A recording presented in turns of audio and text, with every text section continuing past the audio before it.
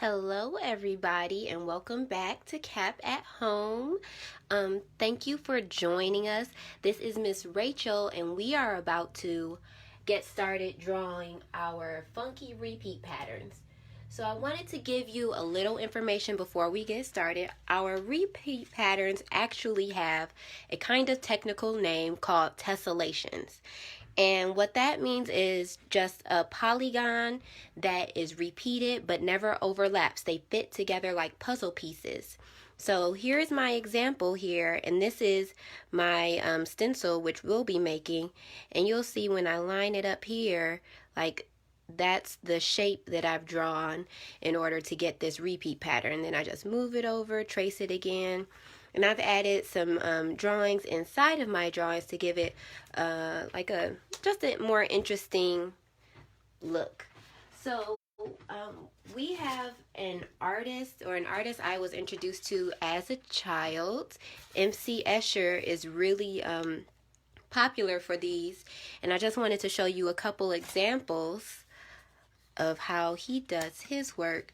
So this one is I really like. It's called Reptiles, and you can see this sketchbook where he's kind of put together some stuff, but it's based in real life. It's based like a life drawing kind of thing. So I thought that was really cool. Here's another one that's probably more popular. You may be familiar with it. It's called Sky and Water 1. And with this one, we have the tessellations. They're not exactly right close to each other, but they fit together in a way, and then they fade from birds to fish, which is really cool. But what I want to show you, which will help us a little later on, are these in the back of the book.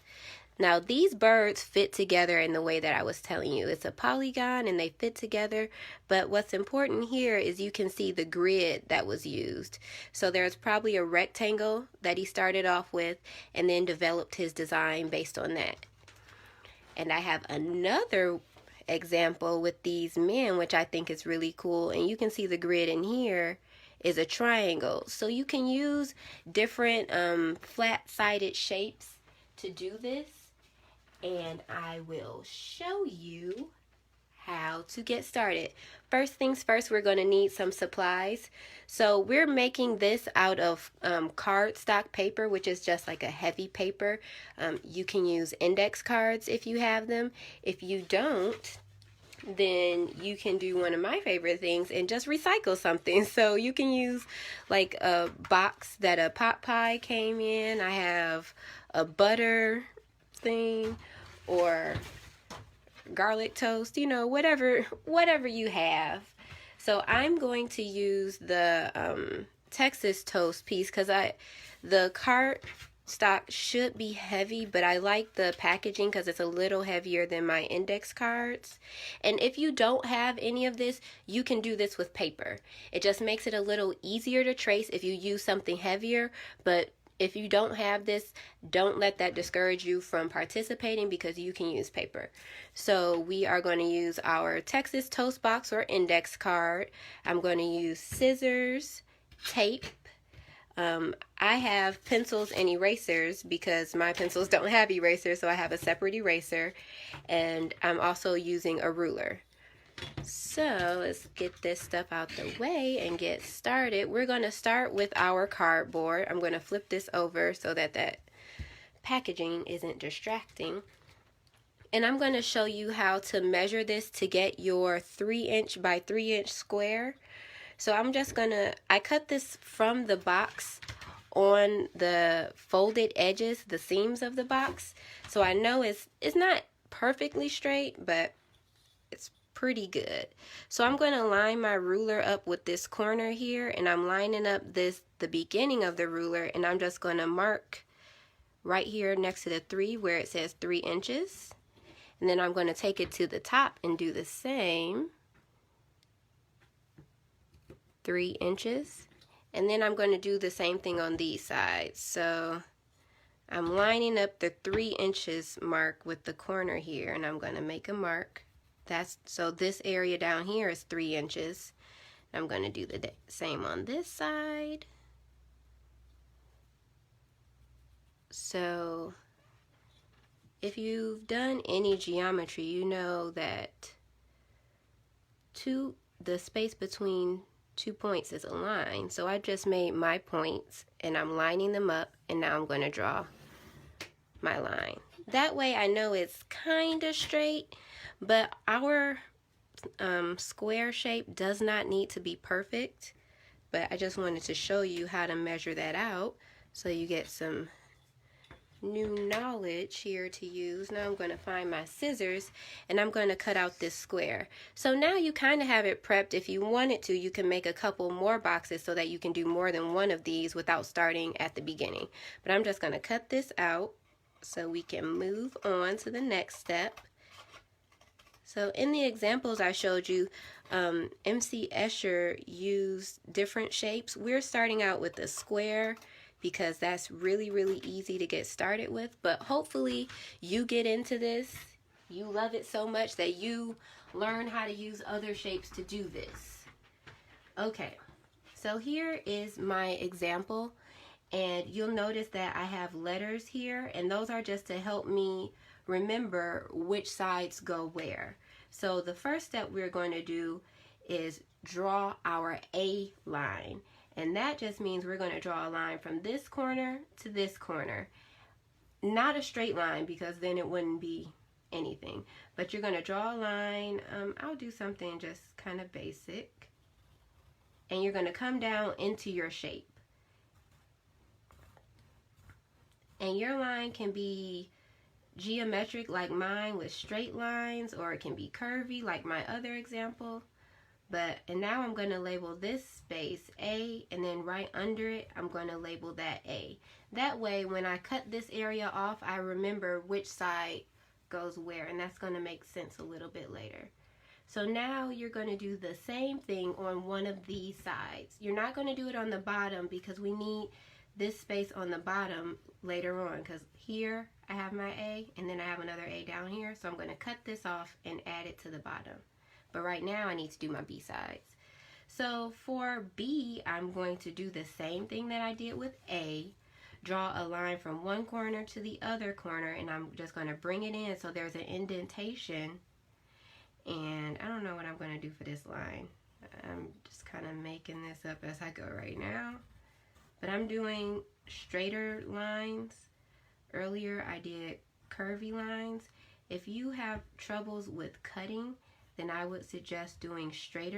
I'm just going to cut right along my lines and keep all of the pieces that I have. There really shouldn't be too much cleanup outside of you putting your materials back where you got them from, because you shouldn't have any scraps. But it is kind of difficult to cut the cardstock, so be patient with yourself. Take your time, because we're not looking for perfection, but we do want to do a good job. So if you need to, I couldn't get in there all the way, so I'm going to turn this around, cut from the other end.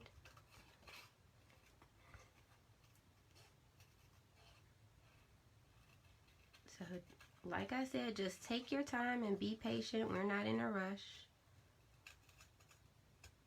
Cut that. Okay. Almost done with the B side. So this is not trash. This is an important part. So keep this, just set it off to the side. And now I'm going to cut my A line.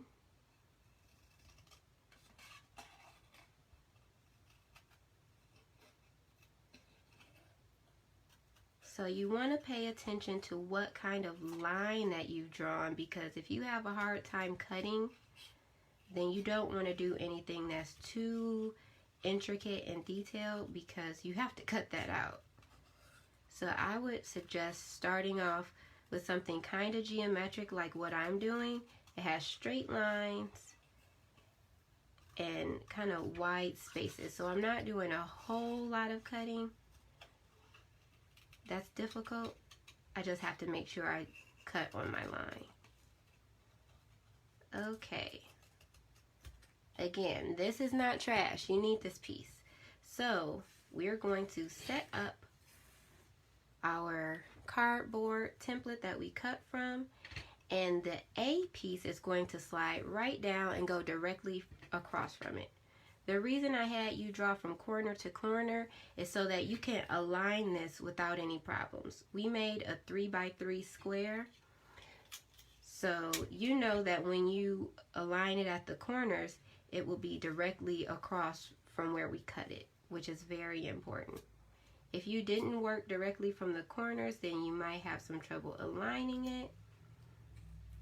Just do your best. So I am going to tape this down here to this edge. And I'm trying to make it so you guys can see it, but it's kind of hard to do that in work.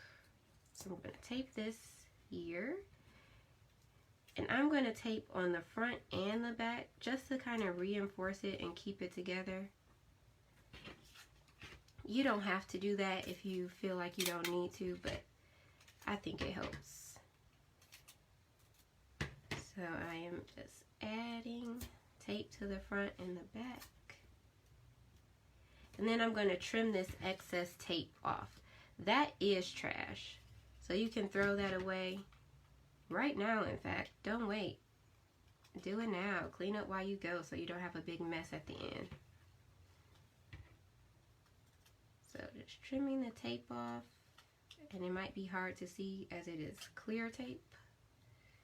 And it's supposed to be invisible. Okay, so I have that piece done. And I have tape stuck to me that I can't get off, but that's okay. And now I'm going to take this B piece and slide it right across and tape it onto my big stencil. So, okay, tape. So now you have your stencil, and all you're going to do is trace this onto regular paper. I don't think I said you need paper, but you do need paper for this, or else you won't have anything to draw it on. But the supplies are listed in the caption. So if you looked at the caption, or if you follow us on Instagram or Facebook, then you saw the post that lists all the supplies that you need. So I have my stencil pretty much done. All done, voila. Okay, so the next thing you need is some paper to draw on. And I had mine right here and ready to go. And then I moved it. Okay, here we go. So I'm just using regular 8.5 by 11 paper, printer paper or copier paper.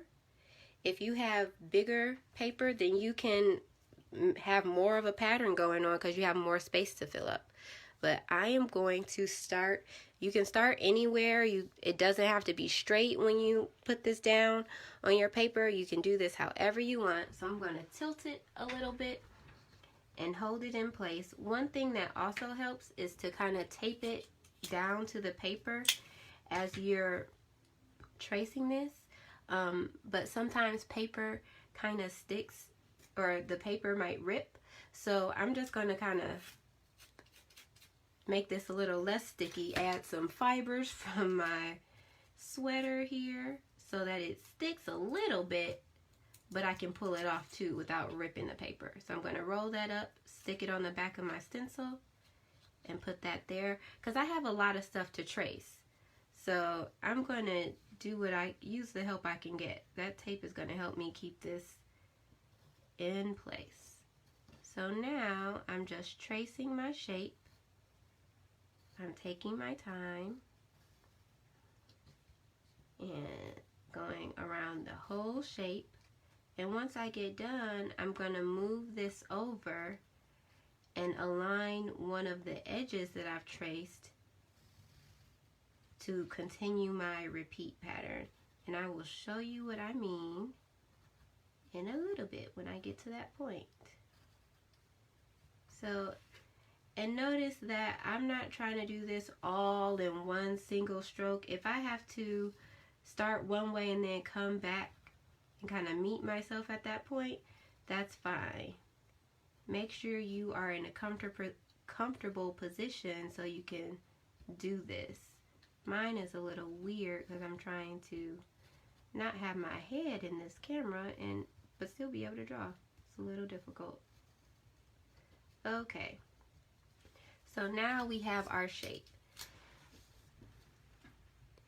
And I'm going to move this over and line up this B edge with, and I don't need to retrace this because this line is already here. I'm going to trace the top, my top A line, my bottom A line, and then the left side too. So once you get this traced out, I think it's good to do the whole page, but I'm not going to make you watch me trace this over the whole page because that can take some time. But once you get this traced out, you'll really want to think about how you are coloring this in. You don't have to just color it in solid. I think it's cool to add some interesting designs within the shape to give your composition a little texture and a little more dimension. I'm going to pick this up. Now I'm going to slide this over here, make sure I line up my edge and do the same thing. But when you're filling this in with your crayons or markers or whatever you're going to do this with, you can do whatever you want inside of these shapes to make it a little more interesting than just coloring it one solid color. Because if you remember in our examples from MC Escher, he used solid colors, but he also gave those birds faces and beaks so that you could see that he was thinking of a bird. So show us what you're thinking when you are filling this in with your color and your designs. Let us get a glimpse into what you were thinking when you were designing your stencil. So that about wraps it up. You will want to finish your tracing this over your entire page. I'm going to bring my example back so you can see here my my first one. I traced it a whole bunch of times, and then you'll see I added little faces in because that's what I was thinking of when I created these lines. I thought, hey, I'll make a face profile. So it's as simple as that. I think that's pretty easy. We would love to see what you come up with. Make sure that you post your finished drawings in the comments and get a little farther than I did. I did my drawings. I haven't colored it in yet. I think I want to do that. So I'm going to do that a little bit later. But I'm going to come back here at 2 o'clock and join Miss Gabby for her color wheel mandala. So hope to see you at 2, guys. Have a great day.